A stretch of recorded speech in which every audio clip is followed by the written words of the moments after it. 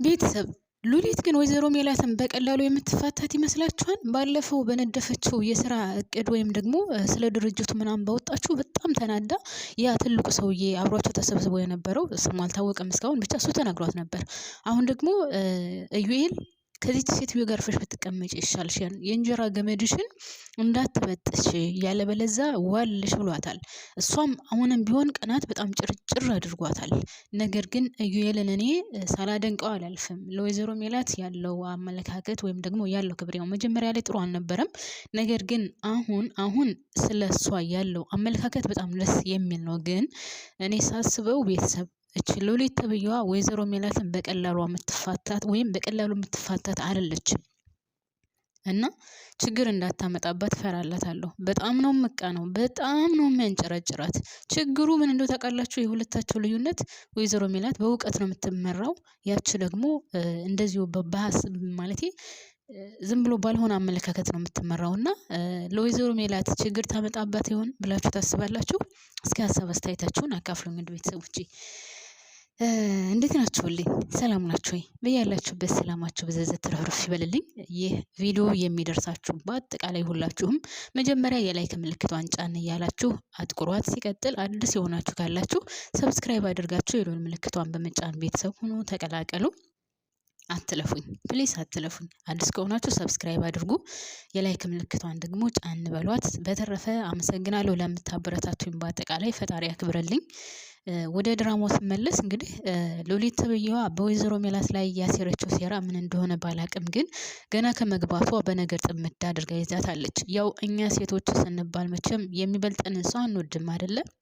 ለምን እንደሆነ አላቅም። ጌታን በየትኛውም ቦታ ብትሄዱ ሴት ለሴት ሁልጊዜ መሰሪ፣ ሁልጊዜ እባብ ነን። እና ለምንድን ነው የሚበልጠንን ሰው አምነና ተቀብለን አንቀመጥም? እኔ በጣም ነው የሚገርመኝ። ወይዘሮ ሜላት ስንት ዓመት ሙሉ የስራ ልምድ አላት ሴትዮ ናት። በጣም ብዙ ስራ የሰራች ሴትዮ ናት። ድርጅቷን ቀጥ አድርጋ ይዛ የነበረች ሴትዮ ናት።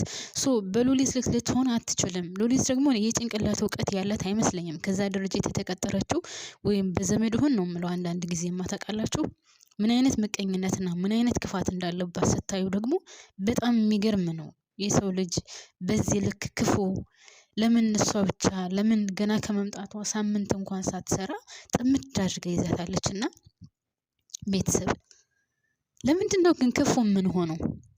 ለምን የሚበልጠንን ሰው አው ይበልጠናል ብለን አምነን ተቀብለን እንደዛ ሰው ለመሆን ለምን አንጥርም? ማለቴ በመልካምነት ለምሳሌ አሁን ወይዘሮ ሜላት ካያችሁ በእድሜም ትልቅ ናት። ሲቀጥል እውቀት አላት አይደለ? እችኛዋ ግን በእድሜም ቢሆን ገና ናት። የስራ ልምዱም ቢሆን ገና ናት አይደለ? ከወይዘሮ ሜላት ጋር በፍጹም ልትወዳደር አትችልም። ወይዘሮ ሜላት ገና በአንድ ቀን ነው ያን ሁሉ እቅድ ወይም ንድፍ ያወጣችው። ለምን እንደውም ትልቁ ሰውዬ ምንድነው ብሏት የነበረው? እኛ እስከ ዛሬ ድረስ ማውጣት የሚገባንን ስራ ነው እሷ ያወጣችው እና ለምን አንጨረጨረሽ፣ ለምን ተቃጠልሽ እያላት ነበረ። ደግሞ ይሄ ጥቅማ ጥቅም ይቀራል አልተባለም። ብቻ ግን በሚሰሩት ልክ ይከፈላቸዋል ነው የተባለው። እና በጣም ነው የሚገርመው አንዳንድ ጊዜ ሳስበው። አንዳንድ ጊዜም ብቻም ሳይሆን በየትኛውም ቦታ ብትሄዱ ቤተሰብ በተለይ ሴት ለሴት እኔ ለምን እንደሆነ አላውቅም በዚህ ልክ ምቀኛ የምንሆነው። አንድ ሰው ወጣ ብሎ ስናየው፣ አንድ ሰው ከኛ የተለየ እውቀት ኖሮ ስናየው፣ አንድ ሰው ከኛ ለየት ብሎ ወጣ ሲል መታየት ሲጀምር፣ በገንዘብም ሆነ እድገት ሲኖረው እንደውም ምቀኛው ብዛቱ በየቦታው እናንተን የሚኮረኩማችሁ ብዛቱ ብዛቱ ማርያምን በተለይ ሶሻል ሚዲያ ላይ የወጣ ከሆነ እንደው በቃ ቀና እንዳይልኩም እዛው ማደግ የለብህም፣ በጭራሽ መውጣት የለብህም። ስህተት የማይሆነውን ሁሉ እየፈለጉ ስህተት እንደሆን ትክክል የሆነውን ልክ ትክክል እንዳልሆነ እያደረጉ ያወጡታልና ለምንድን ነው ግን ለምን ከኛ እኩል የሆነውን ሰው ወይም ደግሞ ከኛ በልጦ የታየውን ሰው ለምንድን ነው እንዳይወጣ ከዛው ካለበት እንድቀመጥ የምናደርገው? አላቅም። እኔ በጣም እየገረመኝ ነው። ሶሻል ሚዲያ ላይ በጣም ብዙ ነገር እያየሁኝ ነው።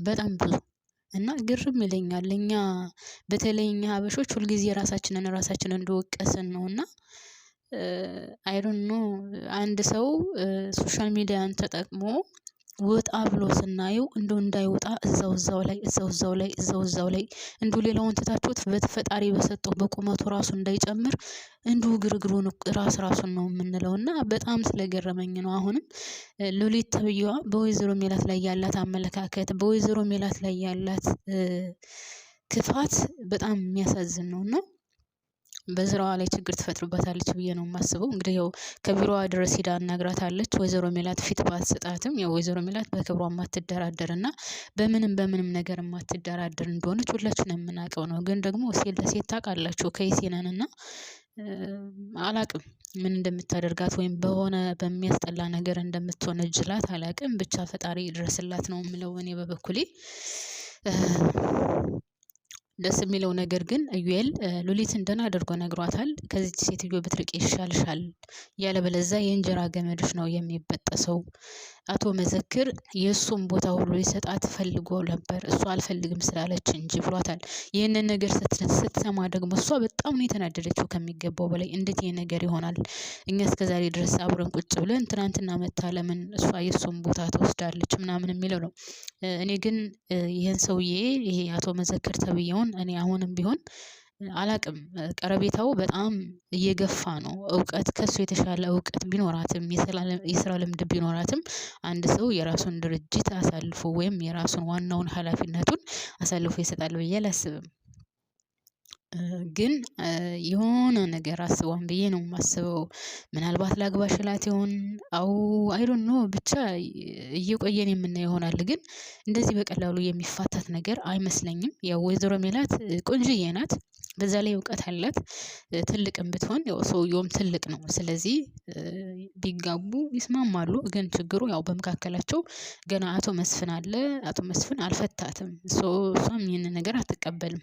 ግን አቶ መዘክር እኔ የያዙን ሳይወድ ቤተሰቦች የኔ ሀሳብ ነው፣ በቀላሉ የሚፋታት ነገር አይመስለኝም ማለት ነው። ሌላው ደግሞ ምን መሰላችሁ? ሰላምዬ በጣም የተመቸችኝ በትናንትናው ፓርት ላይ። ለምን ካላችሁኝ እንግዲህ ከወንድሟ ጋር ቁጭ ብላ ያው ጫማ እየጠረገች ነበር። ይሄ ሳምሶን ተብዬው ግለሰብ ደግሞ ያው ፎን ቃጥሎበታል፣ ወዷታል። እናም ከምናሴ ጋር ወይም ከምናሴ ፊት ለፊት ቁጭ ብላ ምናሴን እንዳዋረደችው ነገር አድርጋ ነበረ የሄደችው። ሰላም ግን ምናሴ ምን ያክል እንደምትወደውና በማንም እንደማትቀይረው ደግሞ ሁላችንም የምናውቀው ነውና ከምናሴ ፊት ግን ያልሆኑ ቃላቶችን ተናግራ ነበርና ይሄ ሳምሶን ተብዬውም ምናሴን ሴት ከወደደች ወይም ወንድን ካሰበችው ወንድሟን ዞር ብላ ታየው ምናምን ነገር ነው ብሎት የነበረው። ደስ የሚለው ነገር ግን ራቅ ካለች በኋላ ሁለተኛ ካጠገቤ እንዳትደርስ ነበር ያለችው። እና እኔ ሰላምዬ ከእንትን ካላችሁ ሁልጊዜ ትመቸኛለች። እውነት ለመናገር በቃ ሁልጊዜ ነው ስለሷ መልካምነት የማወራው። መልካምነት ስላችሁ ባየሁት በቃ በስራዋ ምናምን በጣም ነው የምትመቸኝ፣ በጣም ነው ደስ የምትለኝ። እና አሁንም ቢሆን በጣም ነው ያስደሰተችኝ። እውነት ለመናገር በቃ አንተ የምትመጥነኝ አይደለህም፣ ወንድሜንም እንደዚህ እንድትናገር አልፈልግም፣ ሁለተኛ ካጠገቤም እንዳደርስ ስትለው እኔ በጣም ነው የተመቸችኝ። እና እሱም ስቆ የሄደው አንጀቱ እረር ብሎ ነው የተመለሰው። እና በተለይ ደግሞ ወርቃቸውን የሰረቀው እሱ እንደሆነ ብታቅ አስባችሁታል ምን እንደሚከሰት። ለማንኛውም ሰላምዬ ይመችሽ፣ በጣም ነው የተመቸሽኝ። እውነት እልሻለሁ በጣም ነው የተመቸሽኝ ማለት ነው። ሰላምዬ ይመችሽ ብያለሁ። ሌላው ተምቹ ነው። ተምቹ እንግዲህ የድንብላልን ወንድምና ድንብላልን ለማስታረቅ የሞከረ ነበር። ነገር ግን አልተሳካለትም። ደፋ ቀና እያለ ነበር፣ አልተሳካለትም። ግን አሁን ደስ የሚለው ነገር ተምቹም እየተመለሰ ነው፣ ወደ ድሮ እየተመለሰ ነው፣ ደህና እየሆነ ነው፣ እየተቀየረ ነው። አንድ ሰሞን የነበረው ባህሪ አሁን ቀንሷል። ለስራም ቢሆን እየሰራ ነው። በጣም ደስ ይላል ማለት ነው። እና ተምቹ አሁን በጣም ተመችቶኛል። ሌላው ሀና ናት። እንግዲህ ሀናና አሴር ያሉበት ሁኔታ ሁላችንም እንደምናውቀው ከባድ ነው አሁን በአሁኑ ሰዓት። እና ሀናም ቢሆን እኔ ትወደዋለች፣ ታፈቅረዋለች፣ አላቅም ምን አይነት ስሜት ነው ያላት ለአሴር። እኔ አሁን ግራ እየገባኝ ነው እውነት ለመናገር። እንግዲህ አሁን ባለፈው ፓርት ላይ ካየሁት ስልክ እንኳን አላነሳላት ሲል በጣም እየተጨነቀች ነበረ። ለምንድን ነው የማያነሳው? ምን ሆኖ ነው እንዴት አያነሳም እያለች በጣም እየተጨነቀችለት ነበረ። ግን ደግሞ ችግሩ ቤተሰቦች በአንድ ቃል እሷ ማስተካከል ትችል ነበረ እስከ ዛሬ ድረስ ቢሆን። አሁን ግን አሴር ወደ መመረዙ ነገር እየሄደ ነው ብላ ታውቃላችኋ። ብላችሁት አልሳካ ካለ ወይም ደግሞ ይቃናል ብላችሁ ያሰባችሁት እንጨት ወይም ዛፍ የማይቃና ከሆነ ወብጦ የሚቀር ከሆነ ተስፋ ትቆርጡና ትተውታላችሁ። እና አሴርም አሁን ውስጡ እንደዛ ነው። ስንት አመት ሙሉ ስንት ጊዜ ታገለ። ነገር ግን ነገሮች እስከዛሬ ድረስ ምንም ነገር አልተስተካከሉለትም። እና አሁን ያለው አመለካከት በጣም በሚያሳዝን ሁኔታ እንደው ሀና እኔ እወድሃለሁ አፈቅርሃለሁ ያለ አንተ መኖር አልችልም ብትለው እንኳን ውስጡ ያለው ስሜት በጣም ተመርዟል። ታውቃላችሁ፣ ሊቀበል አልቻለም።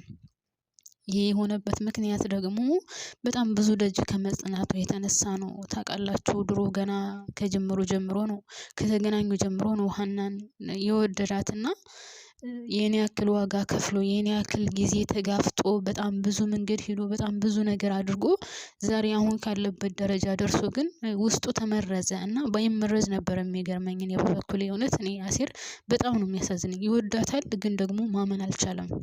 እወድሃለሁ ችግር የለውም አብረን እንኖር የሚለውንም ብትለው እሷም አሁን በአሁኑ ሰዓት ራሱ ውስጡ ሊቀበል አልቻለም። እናም አልፈርድበትም።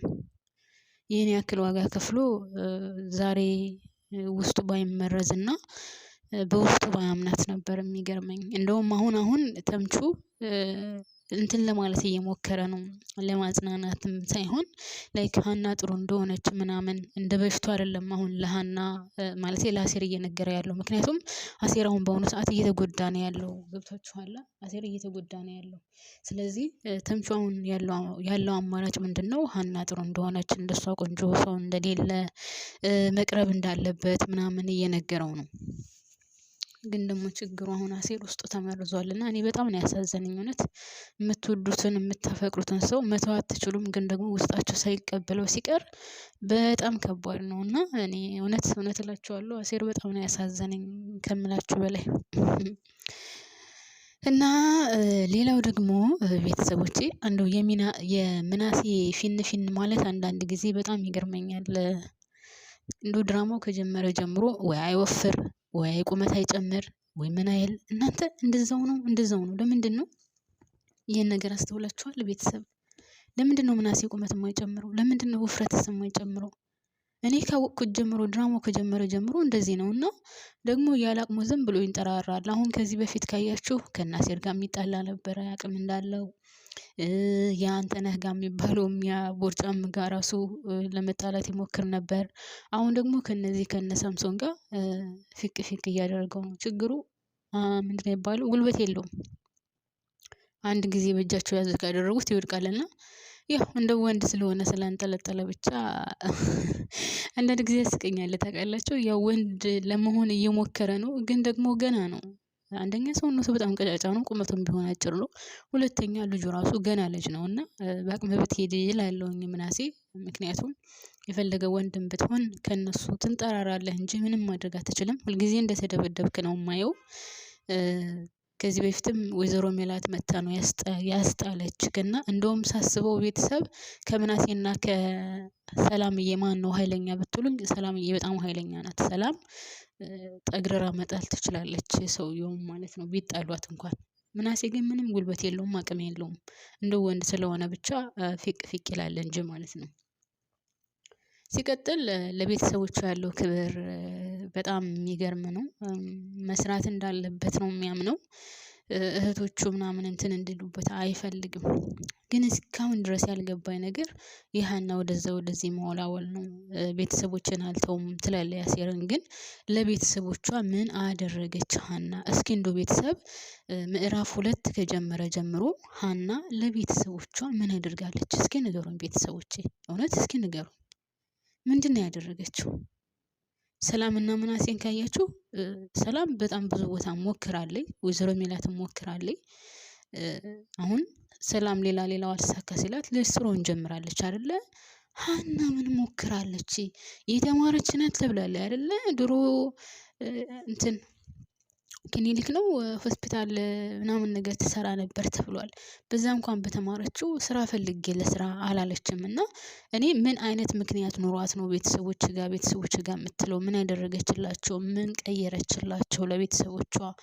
ሙጭጭ ብላ ቤተሰቦች እያለች የተቀመጠችው በዛ ላይ ትታቸው ወደ አቶ ኖላዊ ጋር ሄዳ ነበር አይደለ? እና ይሄ አሳማኝ ምክንያት ነው ወይ?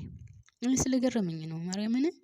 ይልቁንስ እሺ ብላ ሴረና ግብታ ልቧን አንድ አድርጋ ብትኖር ለሷ ጥሩ ነው ብዬ አስባለሁ። ነገር ግን ይሄንን ነገር ልታደርገው አልፈለገችም። ለማንኛውም ይመቻት ውድ ቤተሰቦቼ። እናንተ ግን ድራማውን እንዴት አያችሁት? ሉሊትን እንዴት እያያችኋት ነው? ሉሊት ወይዘሮ ሜላትን የሆነ ነገር አድርጋ አጥምዳ እንዳታስወነጅላት በጣም እፈራላታለሁ። እውነት ለመናገር ወይም ባልሰራችው ስራ ወይም ባላደረገችው ነገር አሁን ከክላሷ ማለቴ ከቢሮዋ ገብታ አትወጭም እንደ ብላ ቆማ ራሱ እየተከራከረቻት ነበረ። ወይዘሮ ሜላት እኔ ስራ አለኝ ስራዬን ጨርሼ ነው የምወጣው ስትላት፣ እንደ ሰዓት እኮ ደርሷን ለምንድነው ሰዓት እላፊ ድረስ ቁጭ ብለሽ የምትሰሪው? በዚህ ልክ ለምን ትሰሪያለሽ? እያለቻት ነበረ። እሺ ብላ ከቢሮ ወጥታ ቢሆን ኑሮ ምን ልታደርግ ነበረ? እኔ በጣም እየፈራሁላት ነው። ምናልባት ያ ወይዘሮ ሜላት የምትሰራበትን ኮምፒውተር ኮዱን የምታውቀው ከሆነ ከፍታ የሆነ ነገር እንዳታደርግ እፈራላታለሁ። ሲቀጥል ወይዘሮ ሜላት ምናልባት መፈረም ያለባትን ነገር እሷ ፈርማ የሆነ ነገር እንዳታደርጋት። ብቻ ግን ልንገራችሁ ቤተሰቦቼ፣ ወይዘሮ ሜላትን በቀላሉ አትፋታትም። አሁንም ደግሞ የምነግራችሁ ወይዘሮ ሜላትን በቀላሉ አትፋታትም። ምክንያቱም በጣም ቀንታለች። አሁን ደግሞ ዩኤል አቶ መዘክር የስራ ኃላፊነት ሊሰጣት ነበር፣ እሷ እምቢ ብላ ነው እንጂ ሲላት የባሱን ተንጨርጭራለች። ስለዚህ እኔ እያለሁ በጭራሽ ነገር አይከሰትም አይሆንም እያለች በጣም እየተናደደች ነበር። እና እግዚአብሔር ይጠብቃት፣ የሆነ ነገር ታደርጋታለች ብዬ በጣም ነው የፈራሁላት። ለማንኛውም የኔ ፍቅሮች፣ የኔ ውዶች፣ የኔ መልካሞች፣ የኔ ቅኖች፣ የኔ የዋሆች እወዳችኋለሁ፣ አከብራችኋለሁ። እንደው ላይክ፣ ሼር፣ ሰብስክራይብ አድርጉልኝ አደራ። አበረታቱኝ። እናንተ ስለምታበረታቱኝ ነው እና የምሰራው። አመሰግናለሁ።